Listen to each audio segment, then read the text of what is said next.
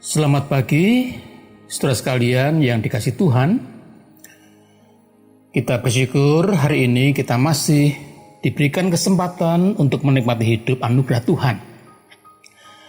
Ini adalah tanda dan bukti cinta kasih Tuhan kepada kita yang tidak pernah berhenti. Pagi ini kita berjumpa kembali dalam sapaan dan renungan pagi GKI Salatiga, Selasa tanggal 10 Februari 2023 bersama saya, Pendeta Emeritus Iman Santoso. Sebelum kita merenungkan sabda Tuhan, marilah kita berdoa terlebih dahulu. Ya Tuhan, terima kasih untuk hari baru anugerah Tuhan. Kiranya Tuhan memimpin kami dalam menjalani kehidupan sepanjang hari ini. Firman-Mu yang akan kami renungkan kiranya menjadi panduan dalam kehidupan kami. Dalam nama Tuhan Yesus kami berdoa. Amin. Saudara yang dikasihi Tuhan, bulan Februari sering dikenal sebagai bulan kasih sayang, terutama bagi para muda-mudi.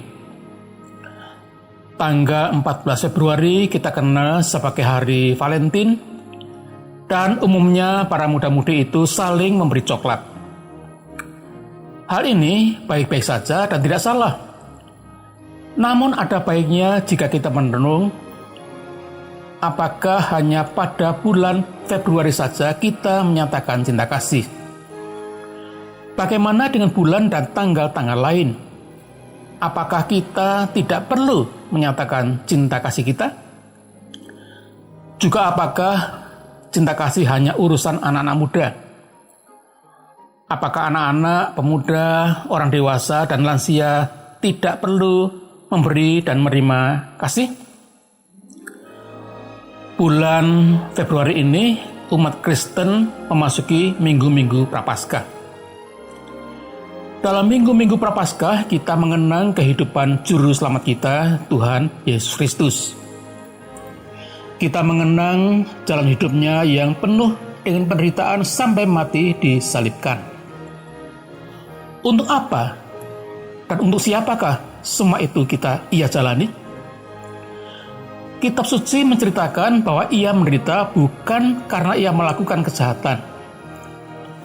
Ia menderita dan mati untuk orang lain, untuk manusia yang banyak melakukan kejahatan, termasuk mereka yang membencinya. Kasihnya tidak berdasarkan kebaikan orang. Bahkan mereka yang berbuat jahat kepadanya pun ia kasihi. Ia sendiri mengajarkan hal itu dan ia juga melakukannya. Ia pernah mengatakan, apabila kamu mengasihi orang yang mengasihi kamu, apakah upahmu? Bukankah pemungut cukai juga berbuat demikian? Dan apabila kamu hanya memberi salam kepada saudara-saudaramu saja, apakah lebihnya daripada perbuatan orang lain? Bukankah orang yang tidak mengenal Allah pun berbuat demikian?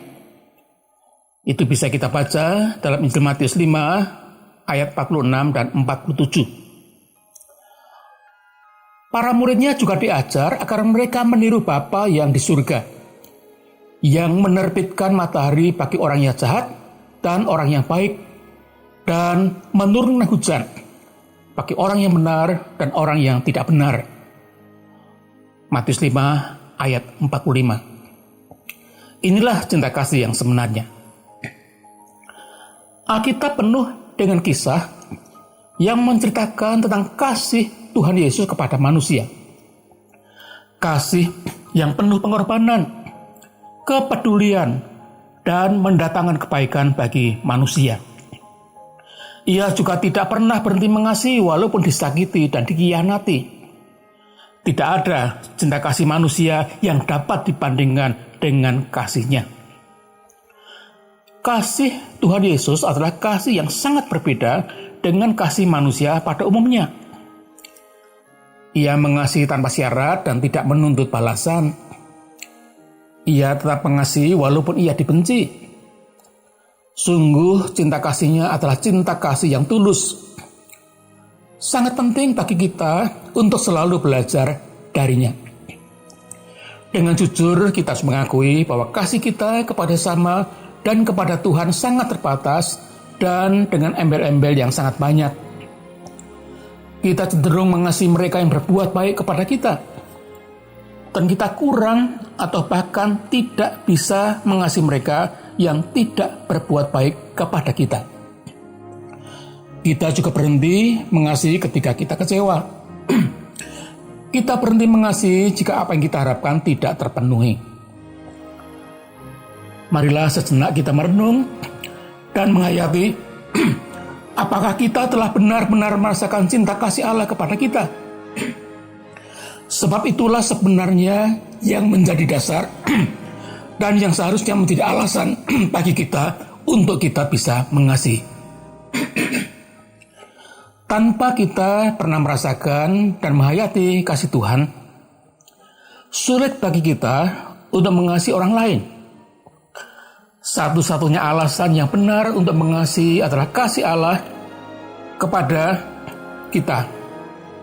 Semua kasih yang tidak bersumber dari kasih Allah tidak akan bertahan lama dan tentu penuh dengan kepentingan diri sendiri. Marilah kita terus menghayati kasih Allah dalam hidup kita. Marilah kita temukan betapa Allah sangat mengasihi kita dengan berbagai cara dan bentuk. Dan kiranya itu semua mendorong kita untuk mengasihi. Bukan hanya hari ini, minggu ini, bulan ini, dan tahun ini, namun sepanjang kehidupan kita. Kiranya Tuhan menolong kita. Marilah kita berdoa. Ya Tuhan, tolonglah kami untuk selalu menghayati kasih-Mu, dan biarlah itu mendorong kami juga untuk mengasihi sesama kami. Pimpinlah hidup kami sepanjang hari ini dalam segala aktivitas yang kami lakukan. Tuhan kiranya menolong kami. Dalam nama Tuhan Yesus kami berdoa. Amin. Selamat beraktivitas, tetap sehat dan tetap semangat. Tuhan Yesus memberkati.